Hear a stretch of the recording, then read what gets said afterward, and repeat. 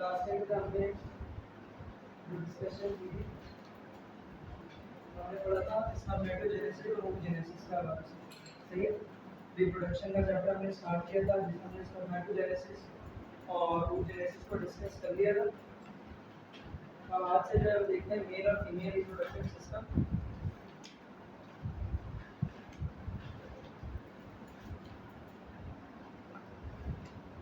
पहले देख लेते हैं बेटा मेल रिप्रोडक्टिव सिस्टम।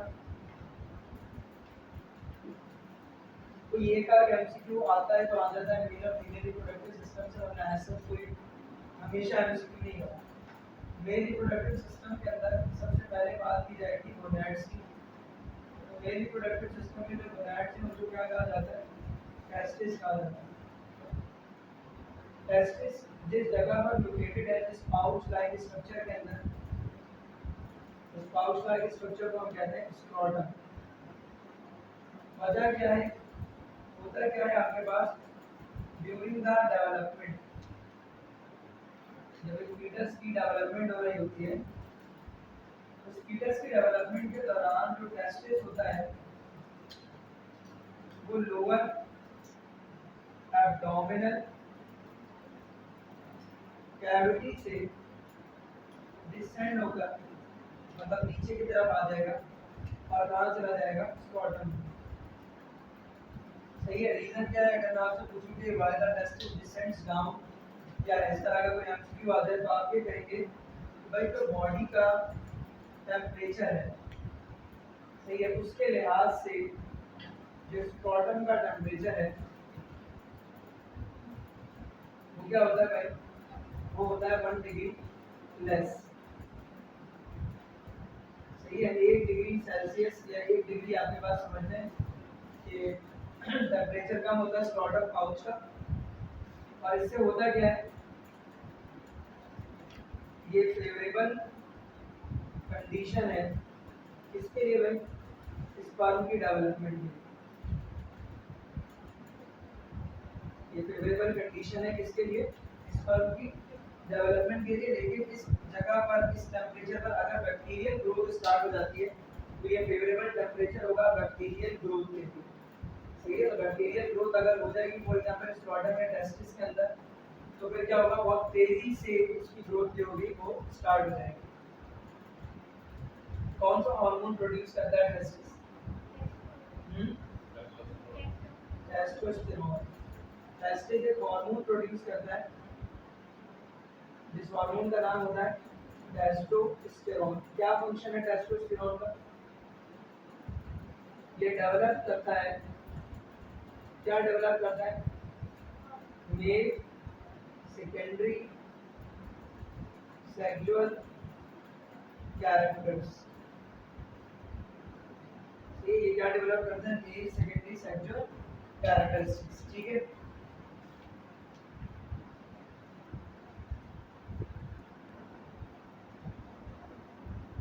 अच्छा, अब देखो भाई गोनैड जो आपके पास टेस्टिस है, इसका स्ट्रक्चर जो है वो देख लेते हैं। टेस्टिस का स्ट्रक्चर जो पैटर्न टेक्स्ट बुक बोर्ड इसके अंदर बड़ा क्लियर कट बनाया हुआ है। सबसे पहले इसके अंदर आपके पास जो है ना ये स्क्रोटम पाउच के अंदर टेस्टिस आपके पास मौजूद है। ठीक है। टेस्टिस की अगर बात की जाए, ये फॉर एग्जांपल टेस्टिस है। ठीक है। इसके अंदर इस तरह से लॉब्यूलेटेड एरियाज मौजूद हैं। उसके बाद ये आपस में इस तरीके से इनको आप कनेक्ट कर दें।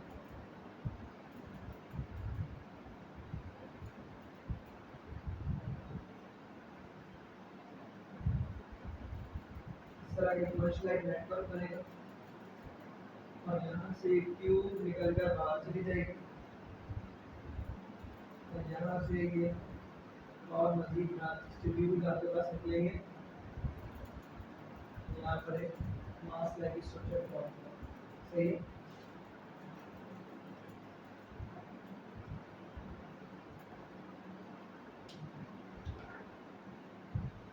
इन डॉक्यूमेंट्स के अंदर एक ट्यूब लाइक स्ट्रक्चर डेवलप होगा।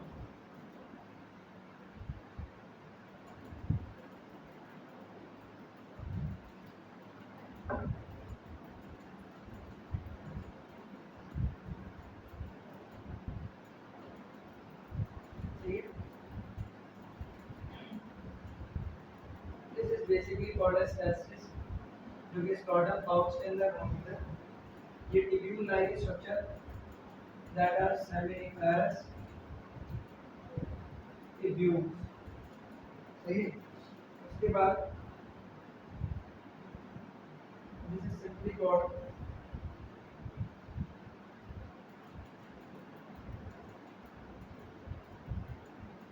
epididymis. These are efferent ductules. This is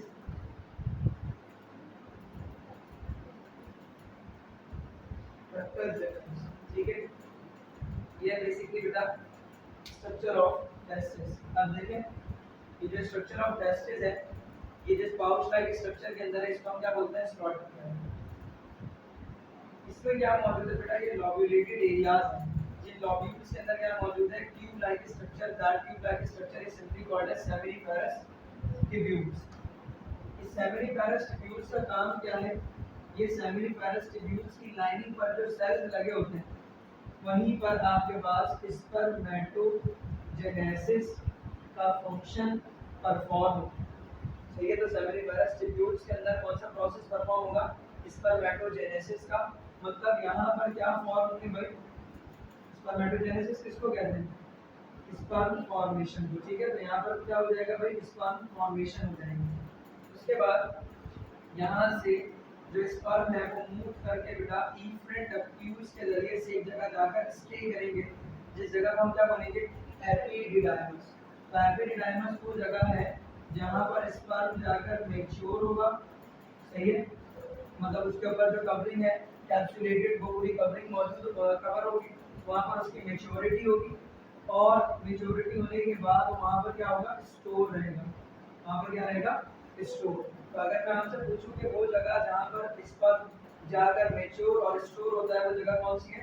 epididymis. Epididymis से फिर फाइनली निकलकर वो कहाँ चला जाता है? डक्टस डिफरेंस के अंदर, जिसके बाद वो यूरेथ्रा मेल पेनिस से बॉडी से क्या हो जाता है? इजैकुलेटेड आउट हो जाता है। तो हमेशा टेस्टिस के स्ट्रक्चर से आमतौर पर पूछा जाता है, हमेशा यूजुअली या तो एपिडिडाइमस का सवाल होता है, या फिर स्पर्मेटोजेनेसिस कहाँ पर होती है? सेमिनिफेरस ट्यूब्यूल में, ये पूछा जाता है।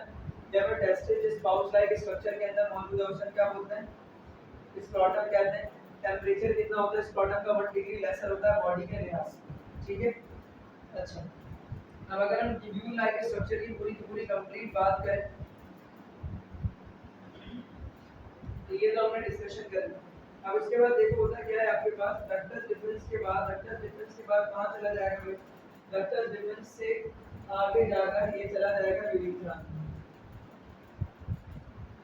और यूरेथ्रा के जरिए से क्या हो जाएगा? बॉडी से निकलकर चला जाएगा, सही है। अब देखो जो यूरेथ्रा है, urethra is a common tube. Common tube से मुराद ये एक ऐसी ट्यूब है जो कि दो बॉडी के प्रोसेस में हेल्प कर रही है, एक स्पर्म इजैकुलेशन में और दूसरा यूरिनेशन में, सही है। कॉमन ट्यूब क्यों है भाई? इसको कॉमन ट्यूब क्यों कह रहे हैं? क्योंकि ये स्पर्म इजैकुलेशन में भी हेल्प कर रहा है और दूसरा यूरिनेशन में भी हेल्प कर रहा है, बिकॉज यूरिनरी ब्लैडर से फिर यूरिन निकल कर आके जिस ट्यूब में जाता है वो ट्यूब क्या होती है? आपके पास यूरेथ्रा ही होती है। For the presence of the urethra in its connection between the two different processes, urination and the sperm ejaculation, मतलब एक फंक्शन जिसका ताल्लुक रिप्रोडक्शन से है, दूसरा फंक्शन जिसका ताल्लुक किससे भाई? किससे? रीनल सिस्टम से। तो इसी वजह से हम यूरेथ्रा को क्या बोलेंगे? कॉमन ट्यूब कहेंगे। और रिप्रोडक्टिव सिस्टम के साथ साथ यूरिनरी सिस्टम, इन दोनों को मिलाकर एक सिस्टम के तौर पर पढ़ा जाता है, जिस सिस्टम का नाम क्या है? यूरोजेनाइटल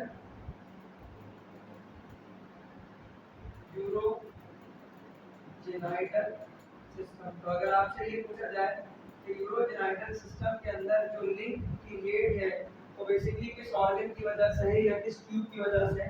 तो द ऑर्गन और tube is simply called as urethra, सही है। इसके अलावा 3 ग्लैंड्स मौजूद होते हैं पूरे के पूरे ओवरऑल आपके पास मेल रिप्रोडक्टिव सिस्टम में। वो 3 ग्लैंड्स का कोई नाम बता दें। पहला तो प्रोस्टेट सही है। सबसे बड़ा कौन सा होता है? सेमिनिफेरस टिब्यूल, तो ये है सेमिनल वेसिकल्स। और उसके बाद दूसरी बारी आती है किसकी? प्रोस्टेट ग्लैंड की। और प्रोस्टेट के बाद कॉपर्स ग्लैंड। सुनिएगा जरा बात को। बेटा जो स्पर्म है जो कि बॉडी से आउट हो रहा है वो एक फ्लूइड के अंदर डिसॉल्व होकर निकलता है बॉडी से बाहर, और उस फ्लूइड को ही क्या बोलते हैं? सेमेन कहते हैं।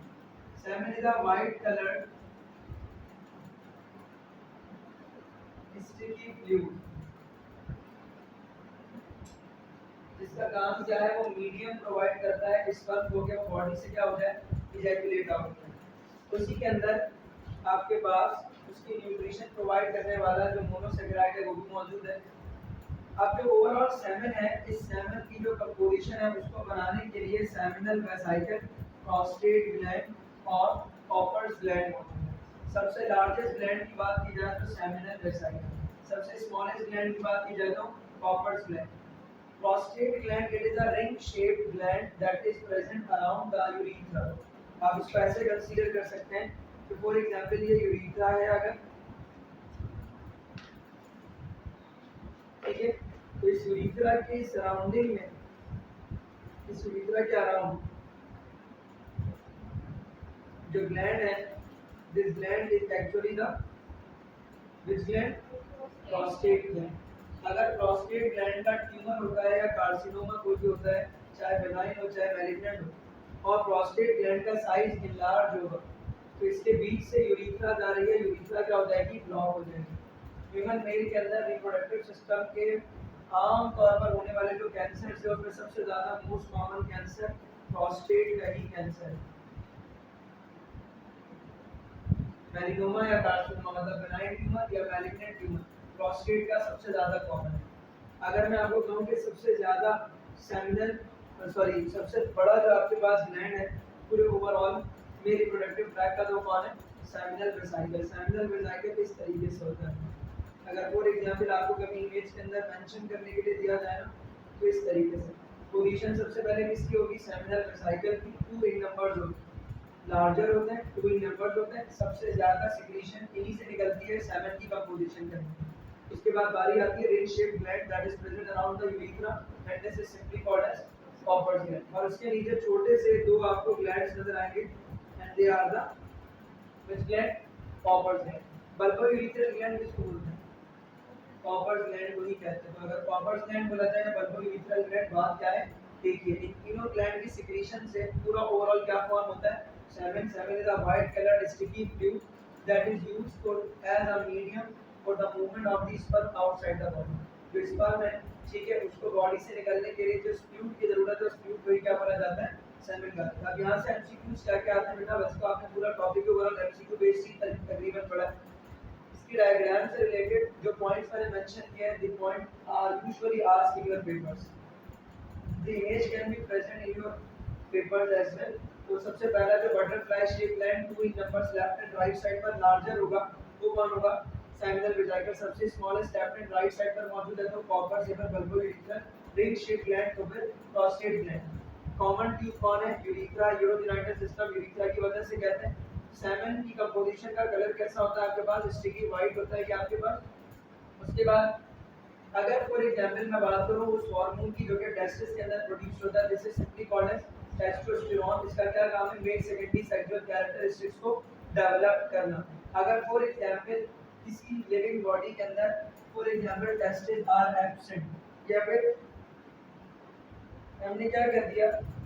टेस्टिस को ही निकाल दिया, वेरिटी कर दी, मतलब गोनैड्स को ही निकाल दिया, टेस्टिस निकाल दी, तो क्या उस मेल के अंदर सेकेंडरी सेक्सुअल कैरेक्टरिस्टिक्स डेवलप हो पाएंगे? अगर फॉर एग्जांपल टेस्टिस रिमूव कर दिया जाए बिफोर द प्यूबर्टी, देखो ये प्यूबर्टी आ गई, मतलब जो male secondary sexual characteristics develop होने वो तो हो गए। उसके बाद अगर फॉर एग्जांपल टेस्टिस का कभी कैंसर होता है, सही है, या फिर टेस्टिस ब्लॉक करना हो तो फिर हम ब्लॉक कर देते हैं, सही। बिकॉज एक एज तक जो मेल प्यूबर्टी के लिए जो चीज़ जरूरी थी वो क्या हो गई? डेवलप होता है।